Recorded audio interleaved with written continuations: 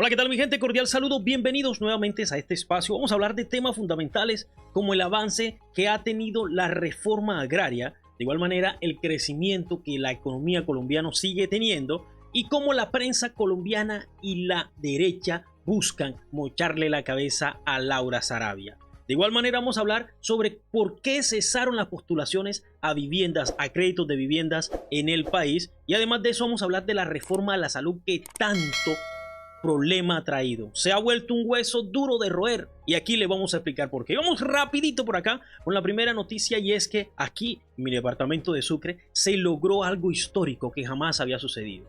Un pleito de más de 50 o de más de 40 años, para no ser exagerados, se logró hoy, en menos de 2 años con el gobierno del cambio, diluir. Vamos a escuchar la noticia para que vean lo importante que es la reforma agraria y cómo soluciona los problemas de base de este país y trae muchísima paz. Vamos a escuchar. Nacional restituyó 2.400 hectáreas en el complejo Cenagoso Machado. Los beneficiarios de esta restitución tuvieron que esperar más de 40 años para recuperar sus derechos territoriales. Estos deslindes que hoy se cierran acá, muchos de los cuales representan luchas de 40 años, son hoy resueltos porque hay la decisión de un gobierno. Esperamos que el campesinado y las fuerzas vivas democráticas de este país se reúnan para decir que la reforma agraria es una decisión que no tiene reversa y que impulsaremos durante las próximas décadas para lograr justicia. Hagamos un nuevo acuerdo de Chicoral.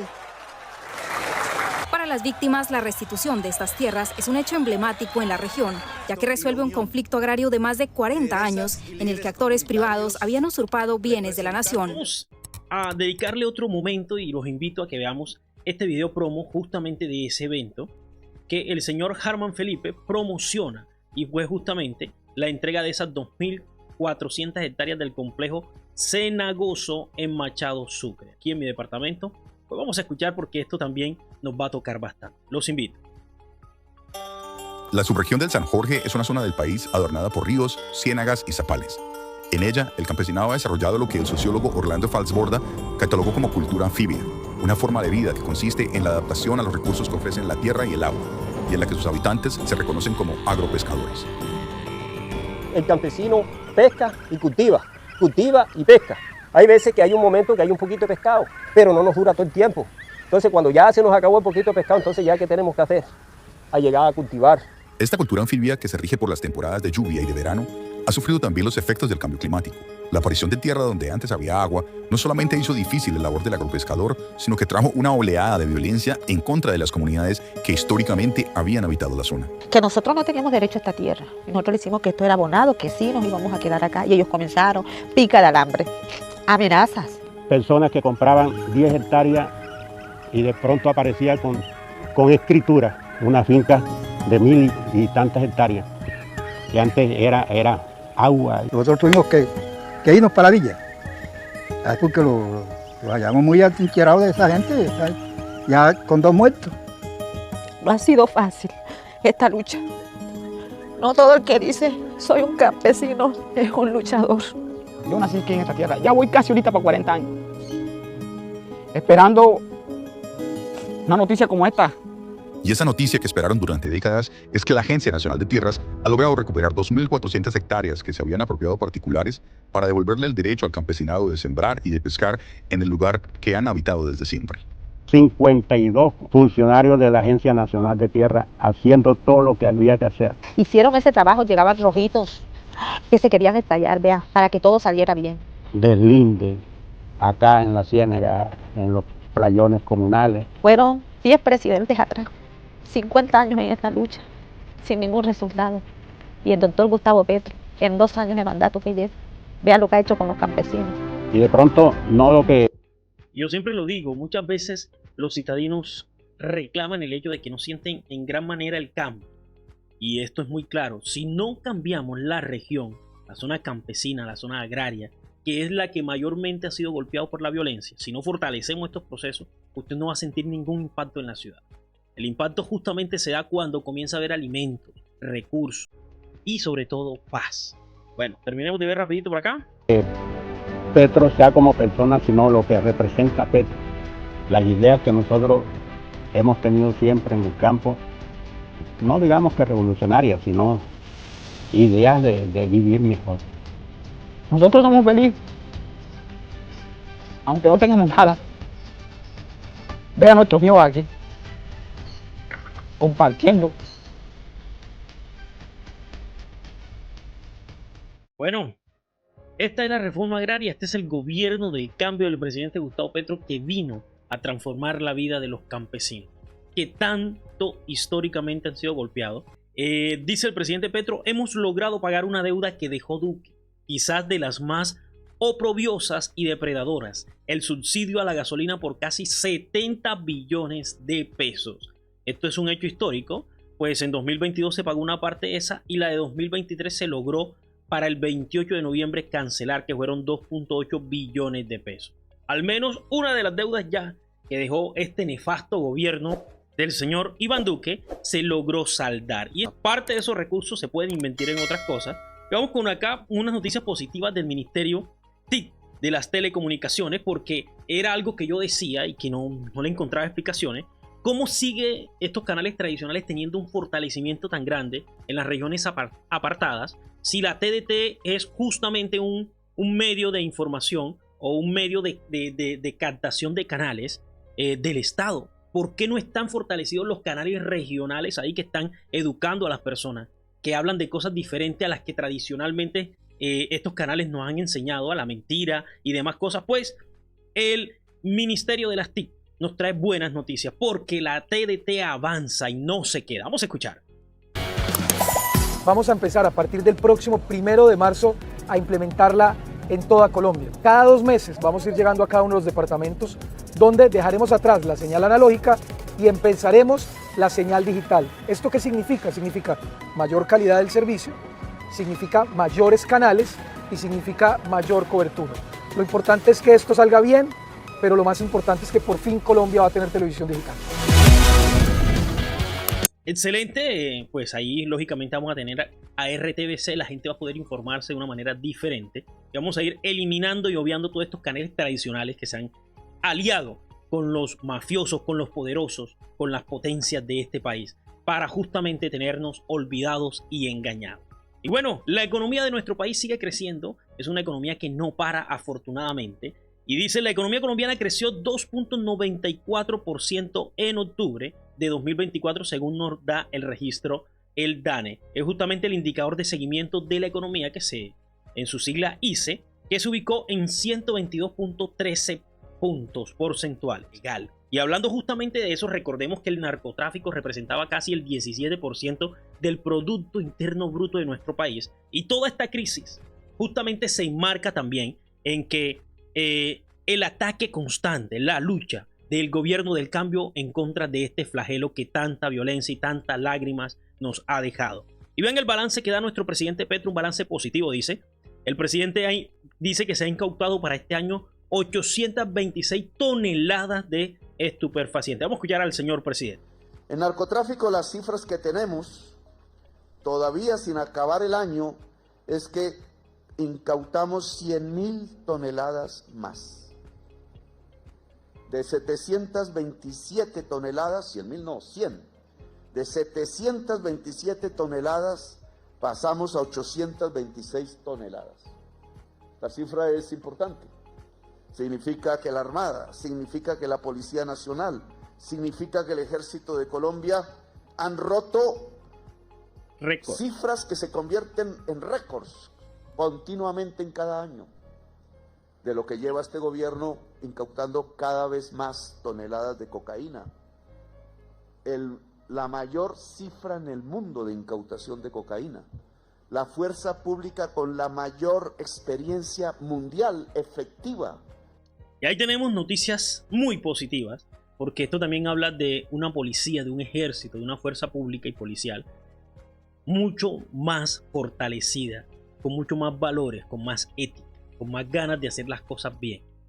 Y bueno, pasamos a otra noticia positiva, y es que el gobierno del cambio logró con su partido, en su momento coalición, Pacto Histórico, convertirlo en un partido. Pacto Histórico será un partido unitario y ahí estaremos para en 2026 electoralmente representar al pueblo y enfrentar a la élite parasitaria.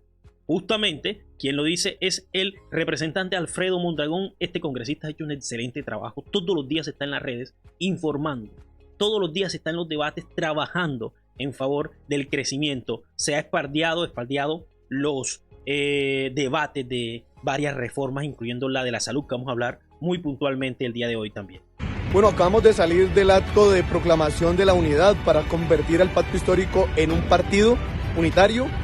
Se han manifestado las distintas corrientes políticas y hay toda una decisión de avanzar a este proceso de unidad que tendrá listas a la Cámara, listas al Senado, que buscará una candidatura presidencial y que estará en toda la disposición para articular y hacer una unidad mucho más grande. Bueno, hermano, de tal manera que avanzamos en la dinámica de fortalecimiento del pacto histórico para un partido que represente a las diversidades y a las mayorías en Colombia. Es un proceso para olvidar a estos señores. Ahí tenemos a Jubinado, que vamos a hablar de ella, Claudia López, su esposa, la señora Caterine Miranda y Pedraza. Por acá tenemos a JP, a Manguito. Mejor dicho, aquí están todos los manguitos. Esta imagen está súper chévere. Ahí hicieron un registro de todos los manguitos tibios y acomodados que tanto daño nos han hecho. Y bueno, para seguir avanzando, yo soy el profe Dani y este es mi canal. Gracias por estar acá. La invitación, como siempre, es que por favor, si no se ha suscrito, suscríbete. Es muy fácil. Simplemente ahí bajito donde dice suscribirse, le da ahí y listo.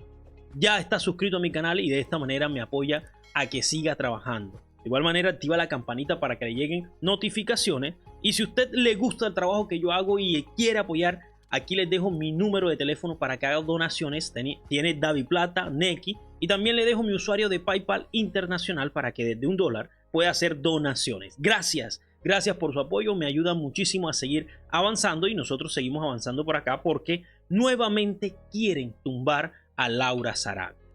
Y en este caso, pues esta señora Paula Bolívar, que es una periodista de W Radio, que es una de las primeras, hay que decirlo, de las primeras periodistas que informaron sobre los casos de corrupción o el caso de corrupción más grande del gobierno del presidente. Creo que es el único caso de corrupción que se ha presentado y por lo cual es el más grande.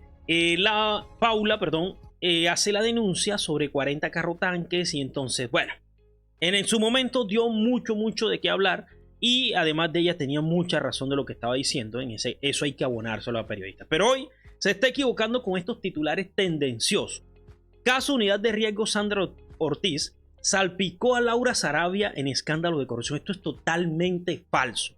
Yo apenas vi este titular, le soy sincero, me angustié. Yo dije, ¿qué pasó aquí? Dios mío. Entonces va a terminar teniendo la razón sobre esta muchacha, la derecha en el país. Y pues me di la tarea de consultar y yo le respondí a esta señora Paula. Querida Paula, ¿qué declaración más falsa y fuera de contexto? Apoyada de una imagen llena de falacia. No voy a leer más. Quiero que por favor usted revise este video para ver si tengo o no tengo razón. Sandra Ortiz en ningún momento menciona a Laura Sarabia de que hace parte de la red de corrupción. Solamente la menciona para decir, yo en su momento le dije a Laura de 10 carros más, además de lo que esta misma señora, Paula Bolívar, había denunciado. Ahí la mencionó y después habla de una poderosa que está... Bueno, vamos a ver el video para no entrar sino en detalles precisos. 15 de abril ante la corte, nosotros nos citaron durante más de 5 horas y yo misma denuncié la corrupción de los carrotanques. Después de que la periodista Paula Bolívar denunció 30 carrotanques, a mí me avisaron de 10 más. Y además yo generaba unas alertas mensualmente donde yo también avisé en ese momento a Laura Sarabia de 10 carrotanques más. Entonces, señora juez, yo nunca, jamás, soy incapaz de quitarle un vaso de agua al niño de la Guajira. Nosotros sabemos el compromiso que teníamos como gobierno de sacar adelante. Eso es mentiroso de esos señores. Una gran mentira, eso fue una cortina de humo que ellos armaron y yo quiero dejar claro porque el compromiso con la Guajira. Esa persona tiene mucho poder. Está al lado del presidente. Y ella fue la que armó este complot, señora juez. Ella fue la que armó absolutamente todo para que yo hoy estuviera acá. Ella se habla, no solo con la fiscal, yo conozco cómo se maneja todo a nivel de presidencia, con la procuradora, todos los... Ahí cuando dice la procuradora sí entro yo a dudar un poquito porque si algo no tenemos nosotros es contacto con esa señora. Los entes más poderosos, las cabezas más poderosas. Yo sí estoy preocupada. En énfasis la señora lo que dice es que como les acababa de comentar, Laura Saravia sabía de lo que estaba sucediendo porque ya yo le había comentado, pero habla para abril de este año. Es decir, ya la señora Paula y otros periodistas habían hablado de este tema como tal. 15 de abril, ante la corte. Ya ese era un tema pasado y Laura Saravia lógicamente le responde y le dice: líder en complots. Liderar, perdón, un complot. Cubrir con todos los requerimientos judiciales que me han hecho. Liderar un complot. Cumplir con todos los requerimientos judiciales que me han hecho las autoridades como directora del DAPRE para entregar información. Mi ingreso al DAPRE fue el 28 de febrero de 2024 y uno de mis primeros actos acordados con el presidente fue pedir la renuncia al director de la unidad de riesgo e indicarle que debía suspender toda la contratación, mensajes que constan en chat en el mes de febrero. He cumplido mi labor como funcionaria pública, pero entiendo que el que la hace se las imagina. Darle corazoncito aquí, compartir, porque esto es real. Ella habló y dijo: vea, yo no temo nada, no sé nada de esto, esta gente ya está perdida, ya todos sabemos qué pasó, hay video, hay evidencia, hay de todo, donde sale esta señora con maletas de dinero, mejor dicho, a comprar a estos criminales congresistas. Ya todo está dicho, y que la justicia, yo siempre lo decimos en este canal, le caiga con todo el poder a estos corruptos, porque el erario se respeta, el erario es sagrado, la plata pública no se toca. Y bueno, así como hablamos de noticias positivas, también hay que hablar de las noticias negativas que suceden en este gobierno, y esta es una noticia negativa porque lo que se tenía proyectado para entregar cerca de 200.000 viviendas, si mal no estoy, no se va a lograr, al menos no en este año 2025. El gobierno de Colombia suspende las postulaciones para el programa Mi Casa Ya. El Ministerio de Vivienda anuncia que el subsidio creado para facilitar la compra de casas a los ciudadanos debe reducir sus capacidades en medio de las dificultades financieras del Estado. El ministerio justifica los cambios en Mi Casa Ya en varios factores. El primero de ellos es la coyuntura financiera del Estado, que tiene muy poco dinero líquido por el bajo recaudo de 2024. Eso de un contexto en el que naufragó en el Congreso la reforma tributaria o ley de financiamiento, con la que el gobierno esperaba recolectar unos 12 billones de pesos para sanear el déficit de su presupuesto de 2025. Recordemos, mi gente, recordemos que esto justamente se da porque parte de los recursos designados para este 2025 se están utilizando para pagar las deudas del señor Iván Duque. Y aquí nos lo explica el representante David Racero muy claramente. Dice: mezquindad pura quienes no permitieron el debate de la ley de financiamiento para dirigir 12 billones a la inversión, especialmente a la inversión social y de las poblaciones y territorios que más lo requieren para el cierre de brechas de desigualdad. Hoy se indignan por los recortes a las inversiones del Ministerio de Vivienda, cuando las y los congresistas de las comisiones económicas tenían muy claro sobre los recortes presupuestales que significaba hundir esta ley. Aquí él comienza a explicar esto muy bien, los recursos que se habían proyectado pero que al final no se pueden entregar. Para el presupuesto 2025 les recuerdo que tiene el 90% inflexible, es decir, que ya ese dinero está comprometido con vigencias futuras, con deudas y demás cosas, con recursos propios y actividades propias de los gobiernos como pago de nómina y demás cosas. Eran 523 billones, ahora serán 511 billones, en donde el 48% son transferencias, pensiones, FOMAD y demás cosas. 22% en pago de la deuda. Esto es un valor exageradísimo. 3% en adquisición de bienes y servicios, y de estos prácticamente la mitad,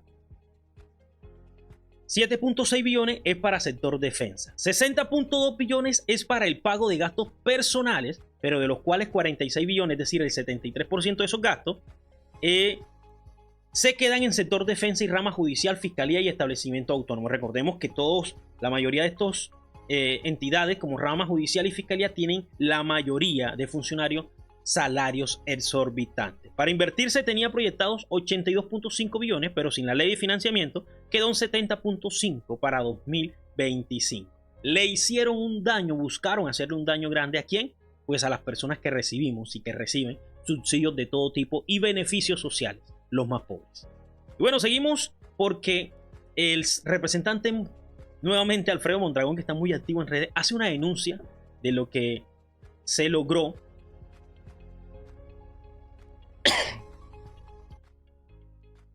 Bueno, el representante Alfredo Mondragón, como siempre, muy atento para informarnos, nos dice que él es uno de los ponentes a la reforma, ya le decía, de la salud, que a pesar de los tropiezos, ¿qué tropiezos? Pues vea, le voy a explicar rápidamente cuáles han sido los tropiezos. Esto es en pleno debate. Se paró un senador a decir que habían votado por él, cosa que después resultó ser falsa. Vinieron aquí y votaron por mí y yo no me di cuenta, y eso es una noticia. Funcionarios aquí comen encima de los pupitres de nosotros, aquí todo el mundo ocupa las curules. Buscaron total estrategias para que no se diera el debate de la reforma a la salud. Por acá nos dice Mafe Carrascal, gravísimo es mentira, armar un show cada plenaria para sabotear a cómo dé lugar la discusión de la reforma. Fue claro que el voto no aparecía contabilizado. Y bueno, ella lo comparte, no le interesa, no elimina el post.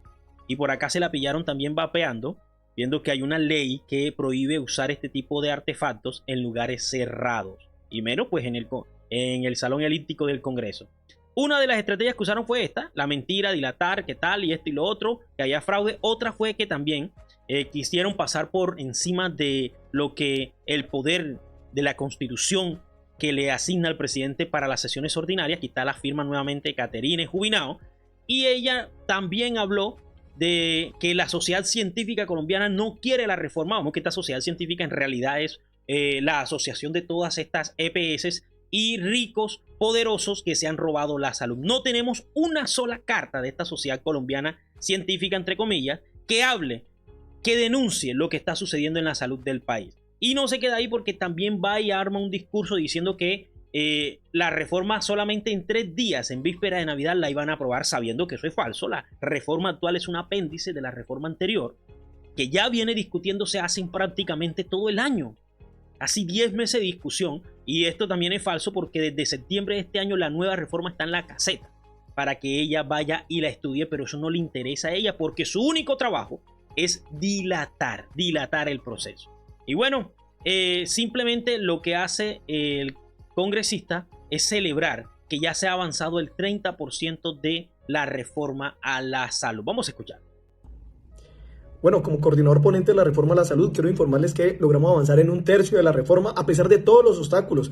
Recuerden ustedes que de manera descabellada representantes a la Cámara, Pedraza, Jubinao, con el Centro Democrático, intentaron de manera ilegal pretender que con una proposición tumbaban las facultades extraordinarias del presidente Petro para poder convocar el Congreso a sesionar y poder debatir la reforma. Pues bien, hemos logrado varios consensos, han pasado varios artículos, les quiero destacar algunos.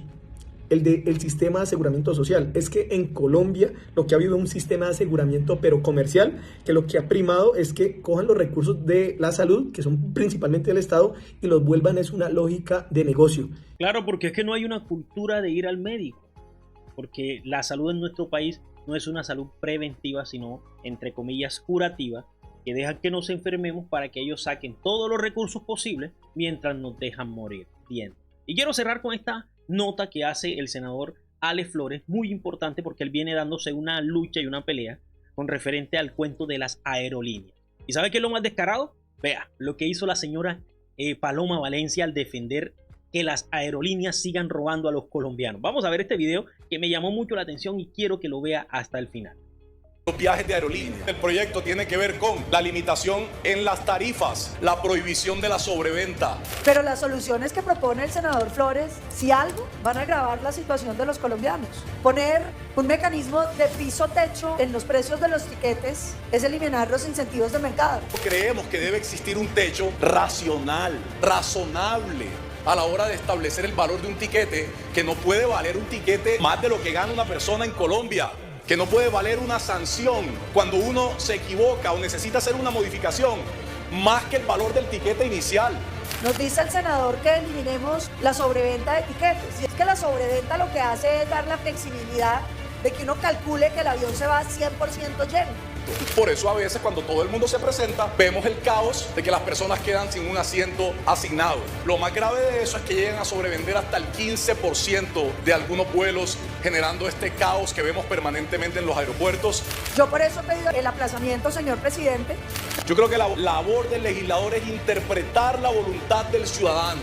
Así es, y vemos que esto de manera descabellada, simplemente por llevar la contraria en algunos casos, y otros sabemos que, por ejemplo, personajes como la hermana de Duque estaba muy vinculada a Bianca, y ellos intentaron salvar esta empresa, entre comillas, y entregarle multimillonarios recursos mientras los colombianos morían en plena pandemia. Mi gente, eso ha sido todo por hoy. Como siempre, gracias por estar acá. Nos vemos en un próximo video. Chao, chao.